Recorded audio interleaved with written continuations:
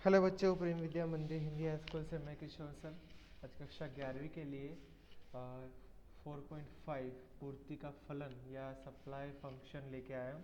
तो बच्चों, पूर्ति जो चैप्टर है यानी कि सप्लाई जो है वो मैंने पार्ट शुरू किया था, उससे पहले भी मैंने आपको एक वीडियो सेंड किया होगा।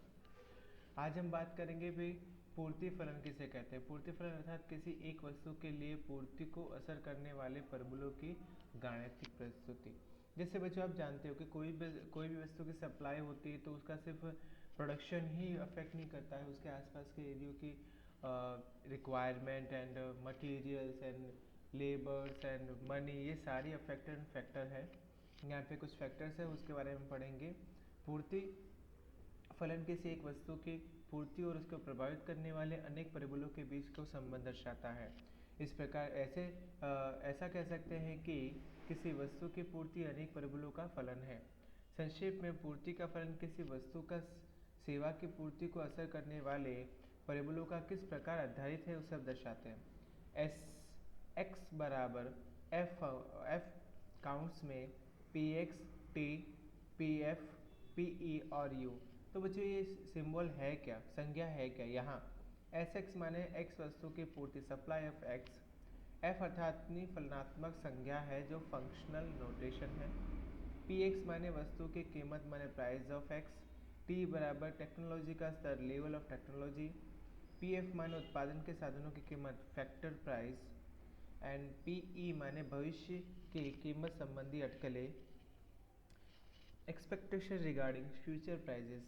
And U is equal to अन्य परिबल माने अदर फंक्शन की बात करते हैं या फिर फैक्टर्स की बात करते हैं। नेक्स्ट बच्चों है 4.6 पूर्ति का नियम। मांग की तरह पूर्ति का भी निश्चित कीमत और समय के साथ संबंध है। यदि अन्य परिबल स्थिर हो तो कीमत में बढ़ोतरी करने से पूर्ति में विस्तार होता है और वस्तु की कीमत में कमी हो तो पूर्ति में संकुचन होता है। इस प्रकार वस्तु की कीमत और पूर्ति के बीच में सीधा धन संबंध होता है, कि जिसे अर्थशास्त्र में पूर्ति के नियम के रूप में पहचाना जाता है। पूर्ति के नियम को समझने से पूर्व पूर्ति के नियम की धारणाओं को समझना आवश्यक है। 4.6.1 पूर्ति के नियम की धारणाएं। कीमत और पूर्ति के बीच संबंध कई धारणाओं पर आधारित है। पूर्ति को असर करने वाले विविध परिबलों में से कीमत के अलावा अन्य तमाम परिबलों को स्थिर मान लिया जाता है। केवल वस्तु की कीमत और उसकी पूर्ति पर ही ध्यान केंद्रित किया जाए तो पूर्ति का नियम समझा जा सकता है।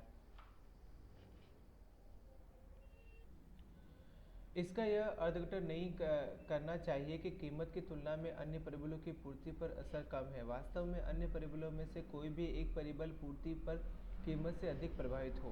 पूर्ति के नियम की धारणाएं निम्नानुसार दर्शाई गई है। पहला, उत्पादन के साधनों की कीमत में कोई कमी वृद्धि नहीं होती, अर्थात उत्पादन के साधनों की कीमत स्थिर रहती है। तो बच्चों, ये तो बिल्कुल असंभव है क्योंकि उत्पादन के साधनों की कीमत में दिन प्रतिदिन या प्रति घंटे भी हमारे वृद्धि या कमी हो सकती है। दूसरा, अन्य पद्धति में कोई परिवर्तन नहीं होता, अर्थात टेक्नोलॉजी का स्तर स्थिर होता है। ये भी एक प्रकार की क्या बोलते हैं पूर्व धारणाएं मानी जाती है। तीसरा, अन्य वस्तुओं के भाव स्थिर रहे, अर्थात इनमें कोई भी परिवर्तन नहीं आता। और चौथा, बाजार में भविष्य की कीमत संबंधी अटकलें स्थिर रहती है। और पांचवा, अन्य परिबल जैसे कि सरकारी नीति, वाहन व्यवहार की सुविधा, प्राकृतिक परिबल, पीढ़ियों की संख्या इत्यादि स्थिर रहती है।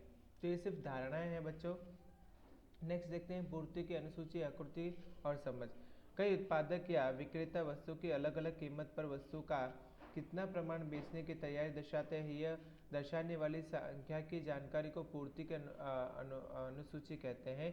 एक काल्पनिक अनुसूची के द्वारा इस विषय में सरलता से समझा जा सकता है। माना कि कोई उत्पादन या विक्रेता एक माह के दौरान सेब की अलग अलग कीमत पर उसका प्रमाण बेचने की तैयारी दर्शाता है, जिसे एक काल्पनिक अनुसूची के द्वारा समझते हैं। सेब की प्रति किलोग्राम कीमत 50 रुपये, सेब की पूर्ति किलोग्राम 200 किलोग्राम।